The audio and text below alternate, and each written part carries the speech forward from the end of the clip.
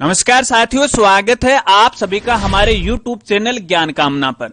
तो दोस्तों, महिला एवं बाल विकास विभाग में महिला सुपरवाइजर, एक तो आंगनवाड़ी कार्यकर्ता के लिए और एक स्पेशल सीधी सुपरवाइजर भर्ती 2024 के लिए ऑनलाइन आवेदन फॉर्म कैसे भरा जाता है, इसके बारे में इस वीडियो में स्टेप बाय स्टेप जानकारी आपको देने वाला हूं, यानी फॉर्म भरकर आपको दिखाने वाला हूं। अगर आपको भी आवेदन फॉर्म भरना है तो इस वीडियो के साथ वो आप बने रहे। तो चलिए वीडियो को शुरू करते हैं। दोस्तों, आवेदन फॉर्म भरने से पहले इस भर्ती को लेकर खास जानकारी आपको देना चाहूंगा। देखिए, राजस्थान कर्मचारी चयन बोर्ड जयपुर के द्वारा फिलहाल यहाँ पे 3 प्रकार की महिला सुपरवाइजर की भर्ती निकाली है। इनमें से 2 जो भर्तियां हैं वो है महिला बाल विकास विभाग में। एक तो है यहाँ पे आंगनवाड़ी कार्यकर्ता के लिए, ये भी सुपरवाइजर की है, और दूसरी है स्पेशल सुपरवाइजर की। और इसके अलावा यहाँ पे देखिए, तीसरी जो भर्ती है वो राजस्थान महिला अधिकारिता विभाग में है और ये भी सुपरवाइजर की है। तो ऐसे में आपको बताना चाहूंगा, देखिए हालांकि तीनों में आवेदन फॉर्म भरने की जो प्रोसेस है वो एक जैसी है। आप जिस भर्ती के लिए आवेदन फॉर्म भरना चाहते हैं उसको थोड़ा सा आपको ध्यानपूर्वक भरना है, क्योंकि गलत आवेदन फॉर्म भर दोगे तो आपके सामने समस्या आ सकती है। आशा रखता हूं ये बात आप जरूर समझ गए होंगे। चलिए अब आवेदन फॉर्म भरना शुरू करते हैं। और इसके लिए सबसे पहले आपको अपनी खुद की एसएसओ आईडी में लॉगिन करना है, क्योंकि फॉर्म केवल और केवल एसएसओ आईडी के माध्यम से भरे जाएंगे। ये जो आवेदन फॉर्म है आप खुद अपने मोबाइल से भी भर सकते हैं या किसी कंप्यूटर सेंटर वाले से भी आप भरवा सकते हैं। एसएसओ आईडी के लॉगिन पेज पे आने के बाद यहाँ पे एसएसओ आईडी पासवर्ड डालना, कैप्चा डालना, लॉगिन पे क्लिक करना। इस तरह से आप अपनी एसएसओ आईडी में लॉगिन हो जाओगे। अब यहाँ पे आपको एक एप्लीकेशन दिखाई देगी जिसका नाम है रिक्रूटमेंट पोर्टल। इस वाली एप्लीकेशन पे आपको यहाँ पे क्लिक करना है। अब जैसे आप इस पे क्लिक करोगे तो आपकी जो एसएसओ आईडी है वो रिक्रूटमेंट पोर्टल पे रीडायरेक्ट हो जाएगी और कुछ इस तरह का इंटरफेस आपको दिखाई देगा। अब यहां पर आने के बाद आपको ऑनगोइंग रिक्रूटमेंट का एक सेक्शन दिखाई देगा। अब फिलहाल जिन भी भर्तियों के आवेदन फॉर्म भरे जा रहे हैं उन सभी के लिंक आपको दिखाई देंगे। अपन तो यहाँ पे महिला सुपरवाइजर का फॉर्म भरने जा रहे हैं, तो मैंने आपको बताया कि 3 प्रकार की भर्ती के आवेदन फॉर्म चल रहे हैं। एक तो यहाँ पे आप देख रहे हो, यहाँ पे ये supervisor women improvement direct recruitment 2024। तो आपको मैं यहाँ पे दिखाना चाहूंगा, ये जो नोटिफिकेशन है ये इसका आवेदन फॉर्म है, ठीक है। इसके अलावा यहाँ पे देखिए दूसरा है सुपरवाइजर वुमेन, ठीक है, ये डायरेक्ट सुपरवाइजर का है। और एक लास्ट में आप यहाँ पे आओगे तो आपको देखने को मिल जाएगा यहाँ पे आंगनवाड़ी वर्कर। तो आप जिस भी भर्ती के लिए आवेदन फॉर्म भरना चाहते हो, जस्ट उसी के आगे आपको यहाँ पे देखिए अप्लाई नाउ का ऑप्शन है वो मिल रहा है, इस पे आपको क्लिक करना है। मैं फिर से आपको बता रहा हूं, सभी में आवेदन फॉर्म भरने की प्रोसेस एक जैसी है, चाहे आप किसी भी भर्ती के लिए आवेदन फॉर्म क्यों नहीं भर रहे हो, ठीक है। जैसे आप अप्लाई नाउ पे क्लिक करोगे तो फिर से आपके सामने संबंधित भर्ती का नाम आएगा, फिर से आपको यहाँ पे क्लिक करना है। अब जैसे आप इस पे क्लिक करोगे तो सबसे पहले यहाँ पे आपके ओटीआर की इंफॉर्मेशन है वो दिखाई देगी। यदि आपने अभी तक ओटीआर यानी वन टाइम रजिस्ट्रेशन नहीं किया है तो सबसे पहले वो कर लीजिएगा।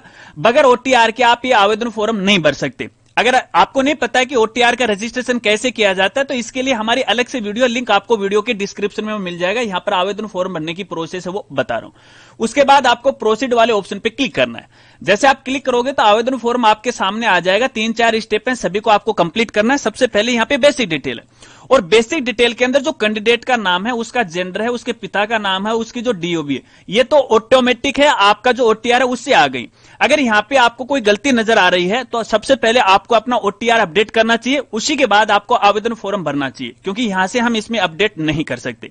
यहाँ पे आपको कैंडिडेट की माता का नाम लिखना है। यहाँ पे कैंडिडेट की जो भी कैटेगरी है आप अपनी आवश्यकता के अनुसार कैटेगरी को यहां से सिलेक्ट है वो कर लीजिएगा। यदि आप में कोई शारीरिक विकलांगता का दोष है तो सिलेक्ट कीजिएगा, अन्यथा लास्ट में नॉट एप्लीकेबल का आपको ऑप्शन है वो मिल जाएगा। इसके बाद यहाँ पे आपका जो भी धर्म है सिलेक्ट कर लीजिएगा, जो भी आप पे लागू होता है। इसके अलावा यदि आप मैरिड हैं तो मैरिड कीजिएगा, अनमैरिड कीजिएगा, कोई विधवा है तो विडो कर लीजिएगा। आप अपने आवश्यकता के अनुसार यहाँ पे सिलेक्ट है वो कर लीजिएगा। मैं यहाँ पे अनमैरिड को है वो सिलेक्ट कर रहा हूँ। यदि आप मैरिड करोगे तो यहाँ पे जीवन साथी का नाम आपको लिखना पड़ेगा। और इसके बाद यदि आप मैरिड हो तो यहाँ पे आपको अपनी बच्चों की संख्या वो डालनी पड़ेगी। यहाँ पे आपके मोबाइल नंबर ऑटोमेटिक आ जाएंगे। यहाँ पे आपका कोई भी एक व्हाट्सएप नंबर डालना है। अगर दोनों सेम है तो सेम डाल दीजिएगा, क्योंकि भविष्य में संबंधित विभाग की जो सूचनाएं व्हाट्सएप के जरिए भी आने वाली। इसके बाद यहाँ पे आपकी मेल आईडी दिखाई देगी और यहाँ पे आपका आधार आईडी वो दिखाई देगी। कई केस में आपको यहाँ पे आधार नंबर वो नहीं दिखाई देगा। अगर आपके केस में आधार नंबर नहीं दिखाई दे रहा है तो अपना आधार नंबर डालिएगा और उसको वेरीफाई कीजिएगा। जब तक इसे आप वेरीफाई नहीं करोगे तब तक भी आप ये आवेदन फॉर्म वो नहीं भर पाओगे। चलिए, इसके बाद यहाँ पे देखिए आवेदन के बारे में पूछा गया है, क्या आप अनुसूचित क्षेत्र से हैं, तो आप अपनी आवश्यकता के अनुसार ये नो में वो जवाब दीजिएगा।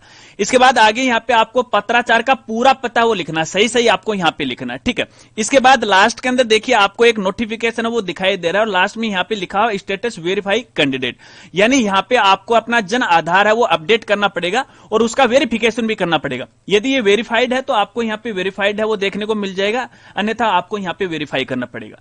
इसके बाद आपको यहाँ पे नेक्स्ट पे क्लिक करना है। अब जैसे आप नेक्स्ट पे क्लिक करोगे तो फिर से ये पूछेगा कि आपने जो मोबाइल नंबर और ईमेल आईडी दी क्या वो सही है, तो आपको यहाँ पे यस पे क्लिक करना है।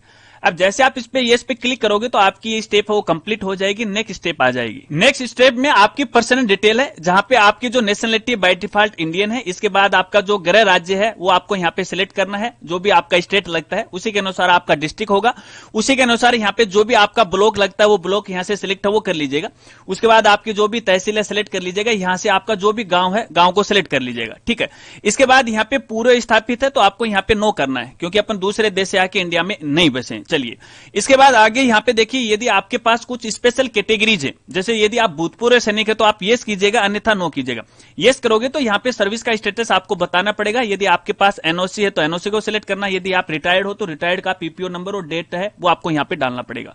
मेरे केस में मैं इसे नो कर रहा हूं। यदि आप कोई उत्कृष्ट खिलाड़ी है तो आप इन्फॉर्मेशन ये भरिएगा, यहाँ पे यस करना है, संबंधित डिटेल आपको सिलेक्ट करना है, जो भी आप गेम सिलेक्ट करोगे लेवल है तो उसी हिसाब से आपको ये डिटेल भरनी पड़ेगी। मेरे केस में मैं इसे यहाँ पे नो कर रहा हूं। चलिए इसके बाद यदि आप कोई एनसीसी कैंडिडेट हैं तो आपको यस करना है और यहाँ पे उसकी डिटेल आपको भरना, अन्यथा नो रहना।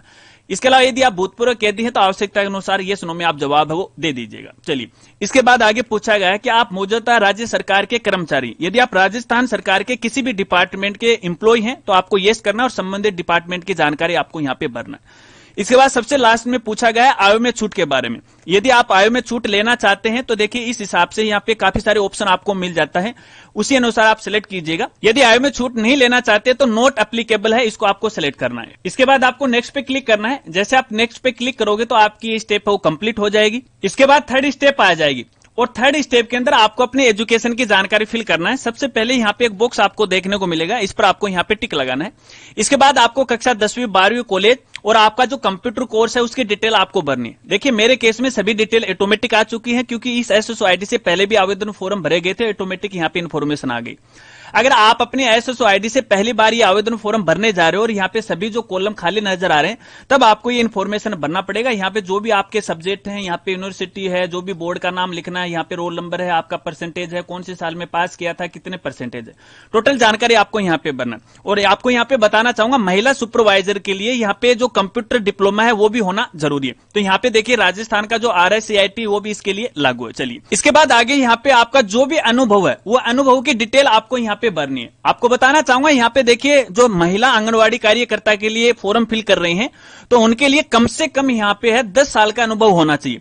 अगर आपके पास 10 साल का अनुभव है तो ही आप इस भर्ती के लिए पात्र हैं। तो यहाँ पे आपकी जो अनुभव की डिटेल है वो आपको डालना है, ठीक है। नियोक्ता का क्या नाम है, डेस्टिनेशन क्या था, विभाग का क्या नाम है, प्रकृति कैसी थी, कब से लेके कब तक आप यहाँ पे काम कर रहे हैं, तो ऑटोमेटिक यहाँ पे आ जाएगा। यहाँ पे आपको 2-4 ऑप्शन है वो देखने को मिलेंगे, जो ऑप्शन आपके अनुसार यहाँ पे लागू रहता है उस हिसाब से कर लीजिएगा कि आप किस प्रकार के यहाँ पे है कर्मचारी रहे हैं। अगर कॉन्ट्रैक्ट बेसिस है तो वो भी करिए, अगर आप संविदा कर्मी है तो वो कर लीजिएगा। अगर इनमें से आपको कोई भी नजर नहीं आ रहा है, आप पे लागू नहीं होता, तो आपको यहाँ पे अदर पे क्लिक करना है, ठीक है। चलिए इसके बाद आपके पास अलग अलग अनुभव है, 2 साल का, 5 साल का, तो और ऐड करने के लिए यहाँ पे देखिए आपको ऐड का ऑप्शन मिल जाता है, इस वाले ऑप्शन पे क्लिक करना है, इसी तरह से रो आ जाएगी। हालांकि देखिए मेरे केस के अंदर यहाँ पे मैंने सभी इंफॉर्मेशन इस प्रकार की भरी है, तो इसको देख के आपको है यहाँ पे माइंड में नहीं लेना है, क्योंकि आपके लिए डेमो वीडियो में बना रहा हूं। इसके बाद आपको नेक्स्ट पे क्लिक करना है। अब जैसे आप नेक्स्ट पे क्लिक करोगे तो आपकी ये स्टेप भी कंप्लीट हो जाएगी और यहाँ पे लास्ट स्टेप आ जाएगी। और इस लास्ट स्टेप में आपको यहाँ पे कैंडिडेट की जो फोटो है वो सिग्नेचर अपलोड करना पड़ेगा। ध्यान रखना है यहाँ पे फोटो की जो साइज है मिनिमम 50 KB और ज्यादा से ज्यादा 100 KB होनी चाहिए। और इसी तरह से यहाँ पे जो सिग्नेचर की साइज है मिनिमम 20 KB और ज्यादा से ज्यादा 50 KB होनी चाहिए। देखिए मेरे केस के अंदर यहाँ पे फोटो और सिग्नेचर ऑटोमेटिक आ चुके हैं, क्योंकि पहले ही एसएसओ आईडी के द्वारा आवेदन फॉर्म भरे गए थे। अगर आपके केस में नहीं आ रहा है तो फिर आपको यहाँ पे ब्राउज का ऑप्शन मिल जाएगा, क्लिक कीजिएगा और जहां पे आपकी फोटो सिग्नेचर अपलोड कर दीजिएगा। चलिए इसके बाद यहाँ पे लास्ट में विजिबल बॉडी मार्क, यहाँ पे आपको अपने शरीर का कोई भी एक चिन्ह है उसका नाम आपको लिखना, जो कि प्राकृतिक होना चाहिए। अगर नहीं है तो नो मार्क भी आप यहाँ लिख सकते हो, इससे कोई खास ज्यादा फर्क नहीं पड़ने वाला है। ये स्टेप कंप्लीट होने के बाद आपको नेक्स्ट वाले ऑप्शन पे क्लिक करना है। जैसे आप नेक्स्ट पे क्लिक करोगे तो ये स्टेप भी आपकी कंप्लीट हो जाएगी। बाद फॉर्म का प्रीव्यू है, आपको कुछ इस तरह से वो दिखाई देगा। अब आपने जो भी डिटेल भरी है एक बार इसे सही तरीके से चेक कर लीजिएगा। अगर आपको लगता है कि इस फॉर्म में किसी प्रकार की गलती है तो लास्ट में आपको यहां पे अपडेट का ऑप्शन मिल जाता है, क्लिक कीजिएगा, वापस वही स्टेप है वो ओपन हो जाएगी। अब जिस स्टेप में जो गलती रही है उसे अपडेट कीजिएगा, वापस यहां आ जाएगा। अब मान लेते हैं कि हमारा जो आवेदन फॉर्म है वो पूरा सही है, तो यहां पे देखिए लास्ट में आपको घोषणा मिलेगा और यहां पे एक बॉक्स मिलेगा, इस बॉक्स पे आपको टिक लगाना है, उसके बाद आपको फाइनल सबमिट वाले ऑप्शन पे क्लिक करना है, तो आपका फॉर्म सबमिट हो जाएगा। दोस्तों आपको यहां पे बताना चाहूंगा, फाइनल सबमिट करने से पहले डिटेल जरूर चेक कीजिएगा, क्योंकि फॉर्म फाइनल सबमिट होने के बाद आप अपने आवेदन फॉर्म में किसी प्रकार का कोई अपडेट है वो नहीं कर सकते। और यहां पे देखिए जैसे आप फाइनल सबमिट करोगे तो उसके बाद आपको आवेदन शुल्क है वो नहीं जमा कराना पड़ेगा, क्योंकि ओटीआर का एक बार आपने शुल्क जमा करवा दिया तो बार बार आपको आवेदन शुल्क जमा कराने की कोई आवश्यकता नहीं है। तो मेरे केस के अंदर फिलहाल मैं यहां पे इसे फाइनल सबमिट नहीं कर रहा हूं, क्योंकि आगे भी मुझे वीडियो बनाने हैं, ठीक है। तो यहां पे मैं एक बार इसको छोड़ रहा हूं। अब यहां पे शायद आपके सामने एक दिक्कत आ सकती है कि हमने फॉर्म को फाइनल सबमिट कर दिया, उसका प्रिंट कहां से ले, या फिर ऐसे भी हो सकता है कि अपन आवेदन फॉर्म भरे हो, कोई टेक्निकल इश्यू आ गया, अपनी एसएसओ आईडी है वो लॉगिन हो गई, तो फिर अपन आवेदन फॉर्म कैसे भरेंगे। तो आपको एक बार मैं पीछे लेके चलता हूं, यहां पे वापस होम पे आता हूं। अब जैसे मैंने होम पे क्लिक किया तो यहां पे देखिए डैशबोर्ड आ गया। अगर इस डैशबोर्ड में अपन देखेंगे तो यहां पे अभी फिलहाल अपने जो महिला सुपरवाइजर आंगनवाड़ी कार्यकर्ता के लिए आवेदन फॉर्म भरे थे उसका लिंक यहां से हट गया। देखिए यहां पे नहीं नजर आ रखा है, कहीं पर भी आप आराम से वो देख सकते हो, यहां पे कोई लिंक नजर नहीं आ रखा है। अगर आपके केस में भी ऐसा हो जाता है, फॉर्म बीच में है वो रह गया किसी कारण से, फाइनल सबमिट नहीं हुआ, तो फिर कहां से आप भरोगे। तो यहां पे देखिए सबसे ऊपर आपको माई रिक्रूटमेंट का एक ऑप्शन दिखाई देगा, इस पर आपको क्लिक करना है। अब जैसे आप इस पर क्लिक करोगे तो आपने जो जो आवेदन फॉर्म अपनी एसएसओ आईडी से पहले भरे वो आपको दिखाई देंगे, और फिलहाल जो आप आवेदन फॉर्म भर रहे हैं जो अभी तक कंप्लीट नहीं हुआ उसका नाम भी आपको यहां पे दिखाई देगा। तो देखिए फिलहाल अपने यहां पे आंगनवाड़ी वर्कर का ये आवेदन फॉर्म भरे थे, जो कि मैंने यहां पे फाइनल सबमिट नहीं किया। जस्ट इसी के आगे आपको अप्लाई नाउ का ऑप्शन मिल जाता है, क्लिक कीजिएगा, वापस फॉर्म ओपन हो जाएगा। हर एक स्टेप को आपको कंप्लीट करना, फाइनल सबमिट कर दीजिएगा। अब दोस्तों मान लेते हैं कि हमारा फॉर्म है वो फाइनल सबमिट हो गया, फिर उसका प्रिंट कहां से लेंगे। तो दोस्तों वैसे तो लास्ट में देखिए प्रिंट का ऑप्शन आपको मिल जाता है, अगर टेक्निकल इश्यू होने की वजह से नहीं मिल रहा है, क्योंकि फिलहाल ये जो एसएसओ आईडी वो काफी ज्यादा गड़बड़ कर रही है, हो सकता है कि आपको ऑप्शन नहीं मिले प्रिंट का, तो वापस आपको ये जो माई रिक्रूटमेंट का ऑप्शन मिल रहा है इसी पे आपको आना है, और जो फॉर्म आपने कंप्लीट कर दिया, कंप्लीट होने के बाद जस्ट उसी के आगे देखिए व्यू एप्लीकेशन का ऑप्शन मिलेगा। देखिए मेरे केस में तो यहाँ पे व्यू एप्लीकेशन आ रखा है, आगे गेट रोल नंबर आ रखा है, तो ये तो पुरानी भर्ती के आवेदन फॉर्म है, ठीक है। तो यहाँ पे फिलहाल आपकी स्थिति के अंदर केवल आपको व्यू एप्लीकेशन का ऑप्शन दिखाई देगा जब फॉर्म कंप्लीट हो जाता है। तो इस पे क्लिक कीजिएगा, जैसे आप इस पे क्लिक करोगे तो आपका जो आवेदन फॉर्म है जो आपने भरा है वो कुछ इस तरह से दिखाई देगा। और ध्यान रखना जब आप फॉर्म फाइनल सबमिट करोगे तो यहां पे देखिए एक आपको एप्लीकेशन नंबर वो नजर आएगा, और यहां पे संबंधित डिपार्टमेंट का लोगो भी आपको नजर आएगा, और आपकी जो फोटो है उस फोटो के ऊपर आपको यहां पे देखिए बार कोड है वो नजर आएगा। अगर बार कोड आ गया तो इसका मतलब है कि आपका फॉर्म है वो कंप्लीट भर गया, अगर बार कोड नहीं है इसका मतलब है कि आपने अपना आवेदन फॉर्म है अभी तक फाइनल सबमिट नहीं किया। तो यहां से इसे है वो प्रिंट कर लीजिएगा, यहां पे देखिए प्रिंट का ऑप्शन आपको नजर आ रखा है, ठीक है। क्लिक कीजिएगा और प्रिंट कर लीजिएगा, भविष्य के लिए सुरक्षित रख लीजिएगा, और वैसे भी भविष्य में आपके एसएसओ आईडी में ये फॉर्म हमेशा है वो सेव रहेगा। तो आशा रखता हूं कि अब आप आसानी से समझ गए होंगे, और इस तरह से आरएमएसएसबी के द्वारा महिला सुपरवाइजर की जो भी भर्ती के लिए आवेदन फॉर्म भरे जा रहे हैं वो आप आसानी से भर सकते हैं। यदि आवेदन फॉर्म भरते समय आपके सामने किसी प्रकार की कोई समस्या आ रही है, कोई दिक्कत आ रही है, तो आप वीडियो के नीचे कमेंट कीजिएगा, आपकी मदद करने में मुझे खुशी होगी। अगर वीडियो जानकारी आपको अच्छी लगी हो तो वीडियो को लाइक कीजिएगा और अपने दोस्तों के साथ वो जरूर शेयर कीजिएगा। मिलते हैं फ्रेंड्स अगली एक नई वीडियो के साथ, तब तक के लिए जय हिंद जय भारत।